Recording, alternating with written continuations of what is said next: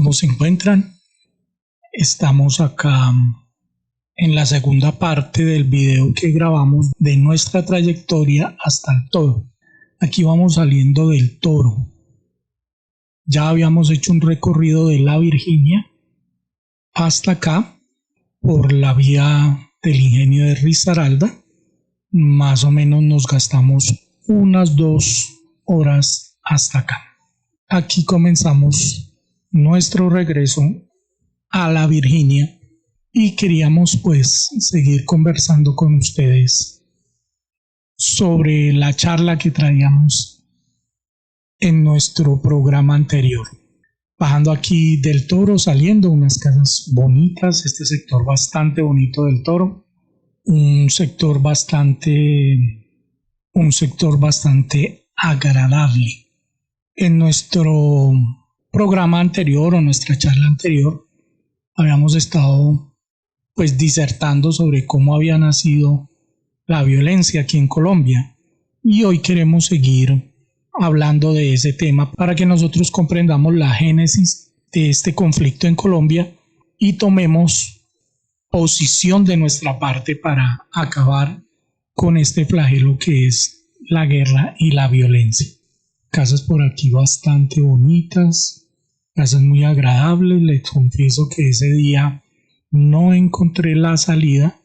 Di vueltas y vueltas por el pueblo tratando de encontrar la salida, pero no encontré la salida para nada. Supongo que había otra salida diferente a la que yo tomé, porque la que yo tomé estaba bloqueada. Pero ese día no la encontré. Di vueltas por un lado, di vueltas por el otro y no la encontré. Ya haciéndoseme tarde, pues dije, lo mejor es que retomemos la vía por donde llegamos y de esta manera emprendamos de nuevo nuestra marcha. Íbamos en contravía, tratando de buscar el sitio por donde salir del Toro, pero no encontrábamos como ese espacio que nos ayudara a salir de acá. Este sitio más tranquilo, más solitario, muy pocas personas. Era pues un día festivo, un día que la mayoría de las personas están en su casita.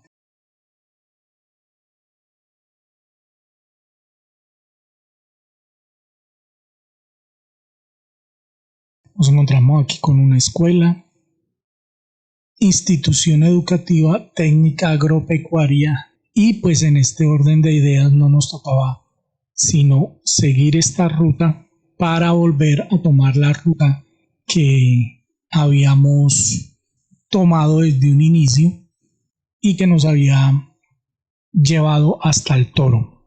Bueno, hay varias cositas que tenemos que ir hablando el día de hoy. Nuestra charla anterior quedó en cómo pues se había iniciado una violencia en Colombia a partir de la partida de los españoles.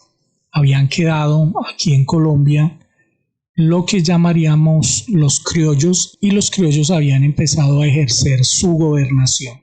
En un inicio esa gobernación fue conservadora, entonces era el partido conservador el que mandaba aquí en Colombia, y ese partido conservador mantuvo esa hegemonía por muchísimo tiempo. El que hubiese solo una forma de gobierno pues causa mucha desigualdad y causa mucha frustración.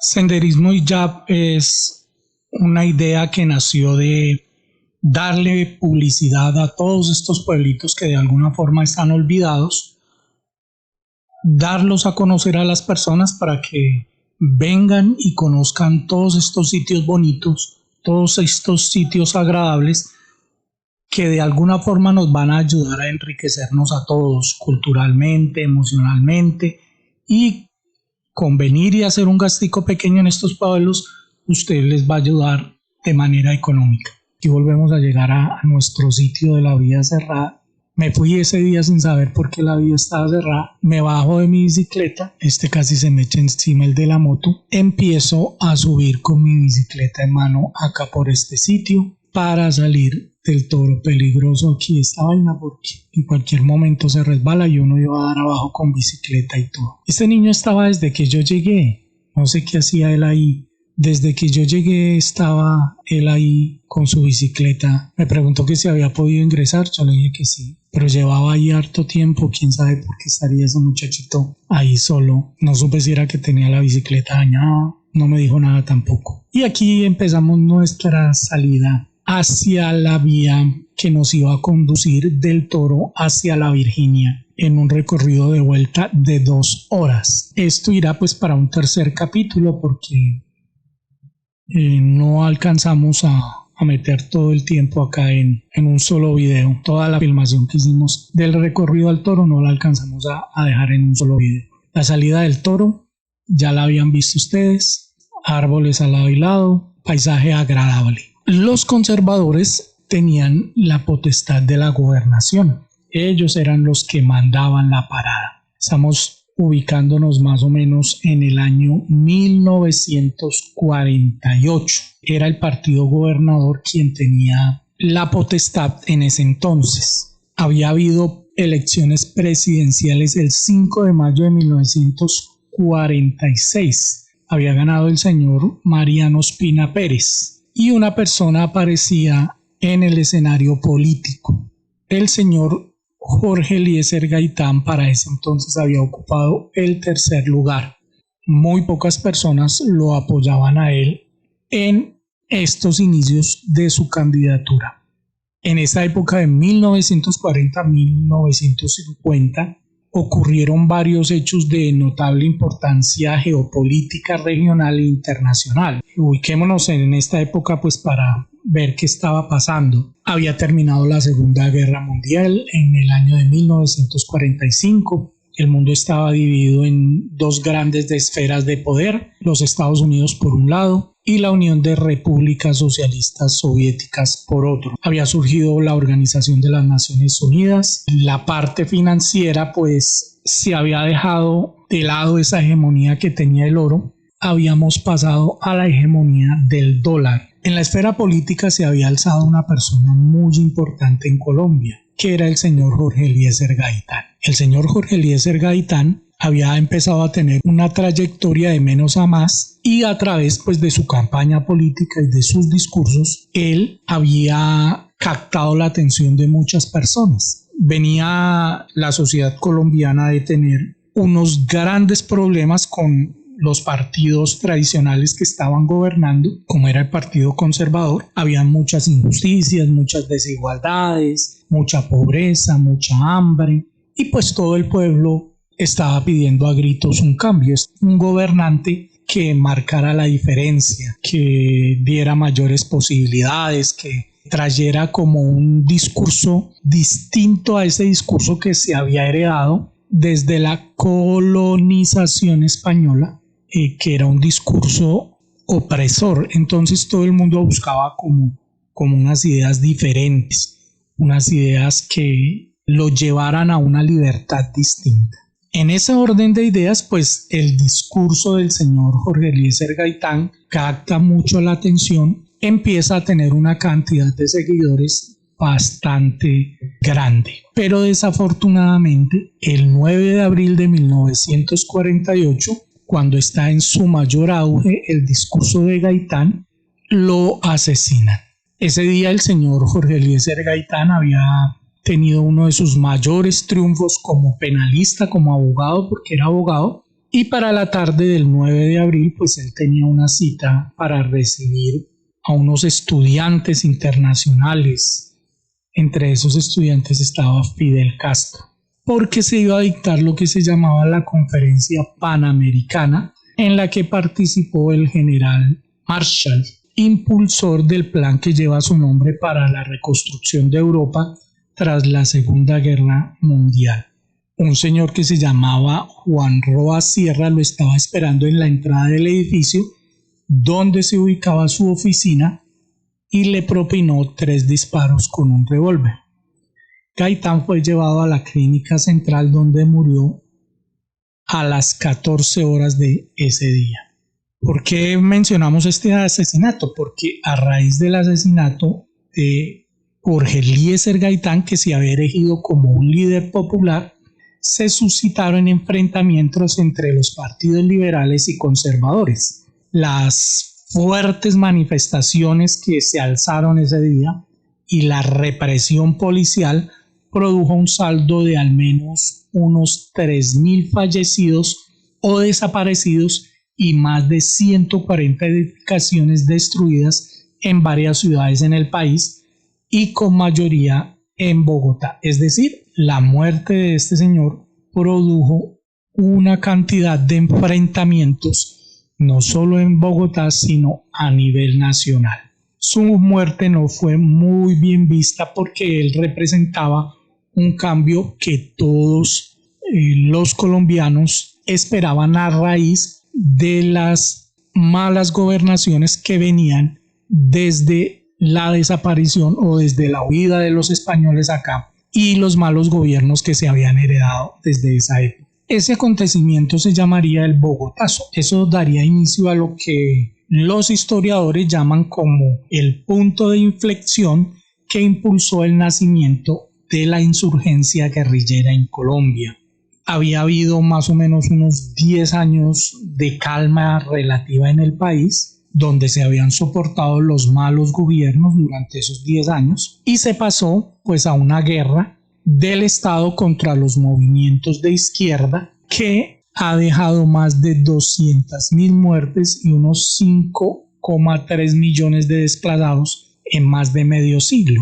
Muchas personas estaban convencidas de que este señor Gaitán era un digno representante del poder y que este líder liberal tenía ideas en pro de los intereses de los más desposeídos, sobre todo de los campesinos, y buscaba quitar los indignantes privilegios que tenía la oligarquía. El problema, como ustedes se dan cuenta, es que desde un inicio el inconveniente es porque la riqueza y los bienes han estado en manos de unos pocos, de unas pocas familias. Eso ha causado que hayan habido tantas manifestaciones y tantas dificultades. Esos enfrentamientos entre conservadores y liberales tuvieron su auge entonces con el asesinato del señor Jorge Eliezer Gaitán. A raíz de eso, pues en todo el país se desarrollaron choques y enfrentamientos entre grupos conservadores y grupos liberales. Primero, pues aquí en Bogotá, y de Bogotá se trasladó esto a todo el país. En un inicio esto empezó como un conflicto rural que dio demasiadas muertes, un conflicto que dio hasta la década del 50 y que se conoce como la época de la violencia. Dejó más de 200.000 muertes. Esto hizo que la represión del Estado, a raíz de que se alzaron muchas personas por la muerte de Gaitán, muchas protestas por la muerte de Gaitán, la represión del Estado fuera aumentando. Con la represión del Estado pues se iban alzando muchas más personas, muchas más voces en contra del Estado.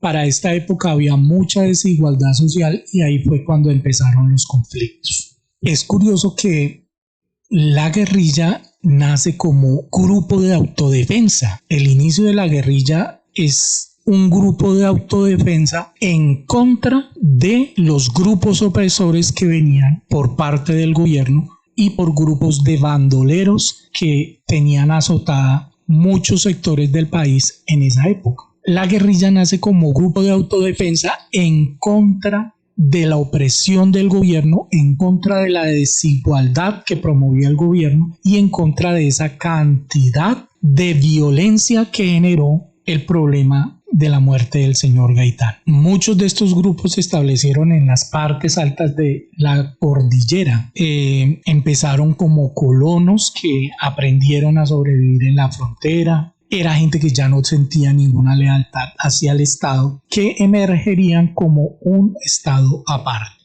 Transcurridos unos 15 años de la muerte de Gaitán, estos grupos que se habían alzado en armas se ubicaron en una de las cordilleras céntricas del país. Para 1964, esos campesinos que se habían alzado en armas en rebelión contra el Estado por la opresión del Estado, adoptaron ideas comunistas, ideas que venían de Europa, y se habían ubicado en un lugar que se llamaba Marquetalia, en el departamento del Tolima.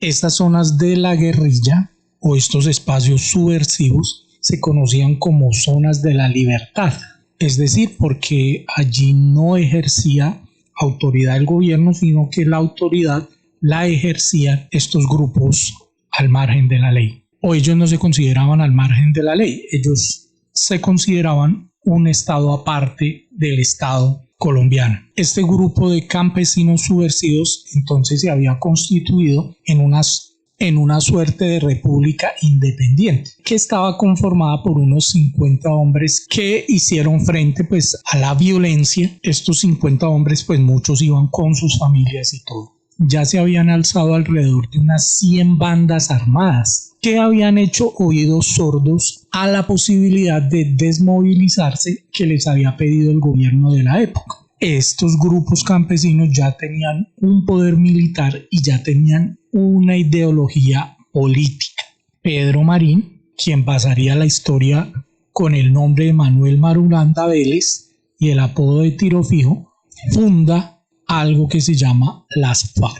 A la cabeza de este grupo, Tiro Fijo, un combatiente formado en las guerrillas liberales de los inicios de los 50 después del magnicidio de Gaitán, se convertiría en el primer jefe de las FARC. A mediados de 1964, las fuerzas del gobierno atacaron Marquetalia con centenares de hombres, forzando la huida de los campesinos armados. Tras ser derrotados y dispersarse, Marulanda, junto a Jacobo Arenas, otro de los líderes originales del grupo, fundan primero una guerrilla de nombre Bloque Sur, que en 1966 finalmente adopta el nombre de Fuerzas Armadas Revolucionarias de Colombia.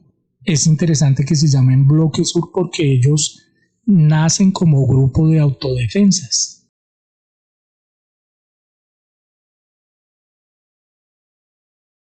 Mire que hay un paralelo entre los nombres de uno y el otro. Claro, hay una diferencia ideológica y política entre el uno y el otro, pero sus inicios, sus orígenes, su génesis tiene varias cosas en común. Ese es generalmente considerado el origen de la más grande guerrilla de Colombia, con que las fuerzas del Estado pues han venido combatiendo desde entonces. Como habíamos mencionado anteriormente, las FARC no fueron solo un producto de la historia de Colombia, sino que también de lo que ocurriría en el mundo. Surge en el marco de las luchas de liberación latinoamericanas, alimentadas por la tensión entre Estados Unidos y la Unión Soviética, lo que se conocería con el nombre de la Guerra Fría, unas guerrillas con orientación comunista, de inspiración marxista-leninista, que se desarrollarían por toda Latinoamérica. Como habíamos dicho en el programa anterior, que si no lo han escuchado, le animo a que lo escuchen,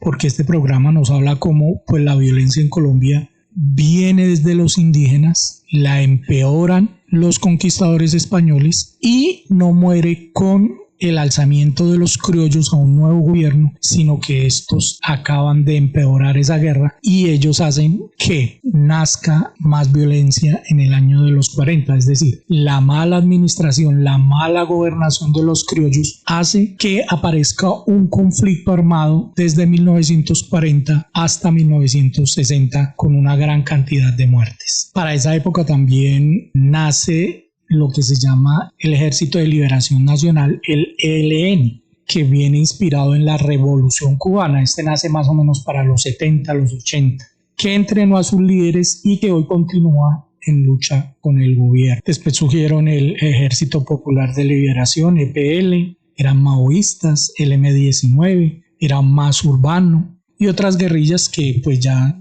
no están, ya se han desmovilizado. Habíamos dicho en un programa anterior que los ideales con que habían nacido las FARC habían sido unos ideales muy nobles, ¿no? era que se acabara la pobreza, que hubiese igualdad entre todos, que hubiese un mejor gobierno, salud para todos, educación para todos, que hubiese una redistribución de la tierra donde haya una igualdad económica para todos, una reforma agraria, una reforma jurídica. Bueno, habían unos ideales muy buenos que si uno los retoma en conjunto, pues uno dice, hombre, estos ideales hubiesen podido establecer un gobierno distinto. Pero desafortunadamente, como yo les dije en el programa anterior, los ejércitos son parásitos que necesitan ser alimentados por un sistema. Si no hay un sistema, no hay ejército. Los ejércitos, vengan de donde vengan, son parásitos.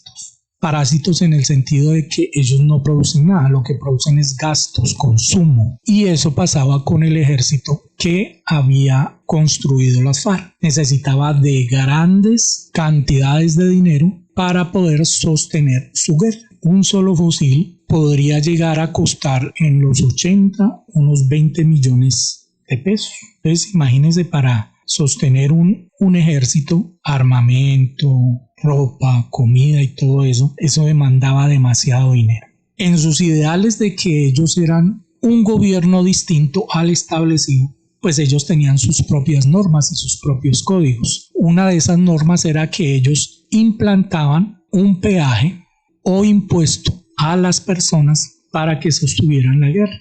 Ese impuesto tenían que pagarlo los campesinos, ese impuesto tenían que pagarlo los grandes terratenientes que tenían la tierra, ese impuesto tenían que pagarlo los grandes ganaderos y ese impuesto tenían que pagarlo las grandes compañías que había en el país. Muchos se rebelaron en pagar estos impuestos. Muchos dijeron que no tenían por qué darle pues el fruto de sus esfuerzos a la guerrilla de las FARC o a las otras guerrillas que se habían formado. ¿Esto que dio como resultado? Pues bueno, que se empezaran a secuestrar personas. Los que no pagaban esos secuestros eran asesinados y las FARC y estos grupos guerrilleros empezaron a cometer muchos ilícitos. Se habían erigido como un grupo de ayuda al pueblo, pero sus ideales fueron cambiando y en lugar de ser un grupo de ayuda al pueblo, con el tiempo se convirtió otro grupo opresor del pueblo. Como muchas personas empezaron a rebelar contra las FARC,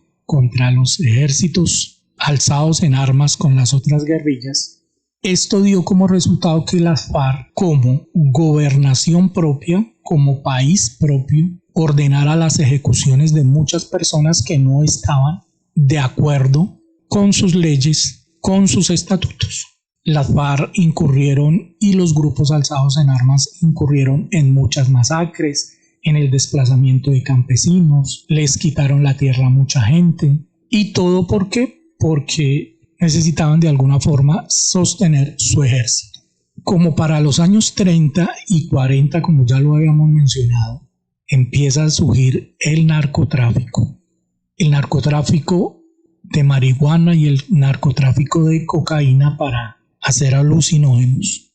Esos cultivos de marihuana y de cocaína que se sembraban aquí en los años 30, 40, 50, daban demasiado dinero. Colocar esos cultivos en los Estados Unidos, en Europa, o el procesamiento de esos cultivos, colocarlo en los Estados Unidos y en Europa, daba demasiado dinero, demasiado, pero muchísimo dinero. Eran millones y millones de dólares los que entraban al país por el tráfico de marihuana y cocaína. Obviamente las FARC se dan cuenta de esto. En un inicio empiezan a cobrar un peaje a las personas que traficaban estos productos, pero ellos se van dando cuenta que entrar en el negocio de la marihuana y entrar en el negocio de la cocaína les iba a dar muchos más dividendos, mucho más dinero si ellos empezaban a cultivar y a exportar este producto. Es decir, si ellos entraban en el negocio del narcotráfico. Esos ideales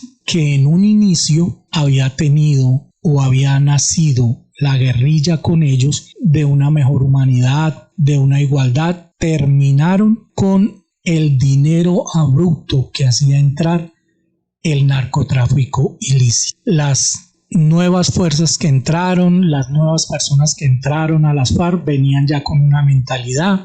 Los que habían estado desde un inicio, desde el 30, el 40, el 50 en estos grupos armados, ya estaban muy viejos, muy entrados en años. Esos ideales con los cuales habían entrado unos pocos allá para el 40 y el 50, ya en los años 80 y 90 habían desaparecido con los nuevos cuadros que habían entrado a pertenecer a las FARC. Esos ya no estaban tan interesados en esos ideales con los cuales se fundó la guerrilla de las FARC, sino que ellos ya veían la insurgencia como algo económico, como algo que les produciría una rentabilidad. Esos ideales se desdibujaron para dejar una guerrilla que estaría a favor del pueblo para convertirse en un grupo narcotraficante que se beneficiarían del poder económico que da el tráfico de sustancias ilícitas. De esta manera, la guerrilla en Colombia pues empieza a cometer muchos más crímenes, muchos más desplazamientos, masacres, y empieza a ser combatida por un Estado que no está en nada de acuerdo con lo que están haciendo estas guerrillas en el país. ¿Cuál era el ideal de las FARC? El ideal de las FARC era tener el poder de Colombia. Y lo hubiesen podido hacer, pero no lo hicieron. Esto dio como resultado que se extendiera el conflicto. La extensión del conflicto, el darle largas al conflicto, fue el error más grave que cometió las FARC. Ellos debieron haberse tomado el poder en los años 70 o en los años 80. Con eso no estoy diciendo que lo que ellos hayan hecho esté bien o que ellos tengan o hayan tenido buenos ideales. Lo que estoy diciendo es que fue un error que no se hayan tomado el poder. Cuando ellos postergaron la toma del poder, porque lo hubieran podido hacer, dieron también la posibilidad a que el Estado se armara. Dieron la posibilidad a que el Estado los conociera mejor. Y abriendo esta posibilidad, el Estado les empezó a infligir una serie de golpes, los cuales los fue debilitando hasta que los forzó a una negociación. Ahora, es mucho más rentable estar en guerra que estar en paz, porque el estar en guerra da muchos dividendos económicos. Da dividendos económicos para los que mantienen la guerra, da dividendos económicos para un Estado corrupto, da dividendos económicos para los agentes principales de la guerra, da dividendos económicos para quienes venden armas, da dividendos económicos para todos aquellos que de alguna forma se nutren de la guerra. Entonces por eso es mucho más fácil sostener la guerra que no sostener la paz. Al ver las atrocidades que cometía la guerrilla, al ver los desmanes de la guerrilla, al ver las injusticias de la guerrilla, al ver que la guerrilla habían perdido todos esos ideales, empieza a surgir un grupo de personas que dicen: no, debemos estar en contra de este tipo de grupos. Y en el eje cafetero, más o menos para la década de los 80, nace unos grupos de personas que se asocian en unas corporaciones que se llaman las Convivir, que estaban amparadas por el Estado. ¿Cuál era la razón social de las Convivir? Bajo una asociación, un grupo de personas manifestaba el derecho a defenderse, el derecho a defender su capital, el derecho a defender a sus familias, el derecho a defender sus tierras, el derecho a defender su hogar. Amparado esto por la ley, pues se podía como ciudadano y junto con otros ciudadanos formar grupos de autoayuda para defender los derechos propios. Bajo estos parámetros nacen las Convivir, que posteriormente serían los grupos de autodefensa que aparecerían por todo el país en contra de las guerrillas armadas. A final de la década de los 80, el surgimiento de grupos paramilitares de derecha, alentados por los sectores de las Fuerzas Armadas y algunos terratenientes, algunos políticos, algunos gobernadores, empresarios y políticos, así como narcotraficantes, profundizaron la violencia y el enfrentamiento armado en Colombia. Lo que nació como la solución a un problema que traía el Partido Conservador en los años 30 y 40, empeoró la situación. Vea usted y visualice cómo son las cosas. Cuando estaban los indígenas, ellos creían que el armarse y el conquistar a otros pueblos sería la solución a los problemas de la época. Y esa no fue la solución a los problemas de los indígenas. Eso aumentó, fue más la violencia, lo que hizo que en la época indígena hubiese una violencia grandísima. La llegada de los españoles aumentó esta violencia. El alzamiento de los criollos contra los españoles parecía la solución a esa violencia que se había formado, parecía que era la solución a esa violencia que nos habían traído los españoles. Pero el remedio de los criollos fue peor, porque los gobiernos conservadores trajeron opresión y miseria al pueblo, lo que hizo que el pueblo se levantara en contra del Partido Conservador, dando como resultado que iniciara una época de violencia en la cual surgieron grupos armados denominados las guerrillas. Para los años 80, los crímenes cometidos por la guerrilla y los vejámenes cometidos por la guerrilla mostraron que la solución era mucho peor que el problema que se había iniciado por la mala gobernación de los conservadores. El alzamiento en armas en contra de ese mal gobierno conservador trajo como resultado algo mucho peor, que fue la guerrilla de las FARC y las otras guerrillas de Colombia.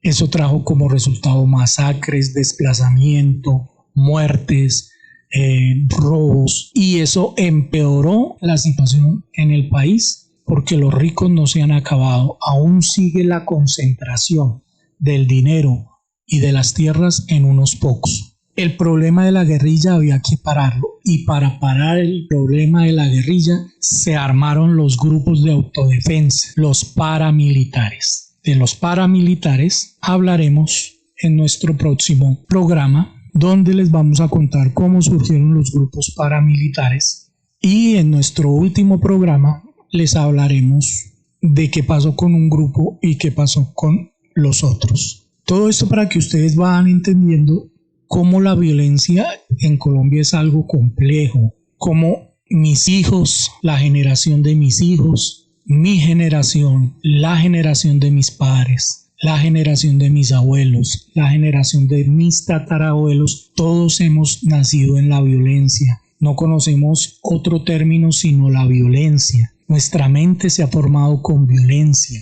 y esto ha dado como resultado que nosotros veamos como algo válido la violencia. Somos violentos cuando gritamos, somos violentos cuando decimos vulgaridades, somos violentos cuando agredimos a las personas de nuestra casa, somos violentos cuando agredimos a nuestra esposa, somos violentos cuando agredimos a nuestro vecino, somos violentos cuando hacemos mala cara, somos violentos cuando somos orgullosos, somos violentos cuando nos dejamos llevar por la ira, por el orgullo, por la soberbia, por la cólera. Somos violentos cuando no entendemos la posición del otro. Somos violentos cuando no somos capaces de dialogar con el otro, cuando no hacemos nuestro el discurso del otro. Somos violentos cuando minimizamos las acciones del otro. Somos violentos cuando minimizamos el dolor del otro. Somos violentos cuando opacamos las necesidades del otro. Ahí somos violentos. Y es algo que ya lo vemos como común. Es algo que ya lo vemos como una espiral que va y vuelve. Y en esa espiral que va y vuelve,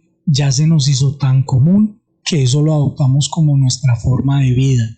A nosotros ya no nos sorprende que haya un muerto.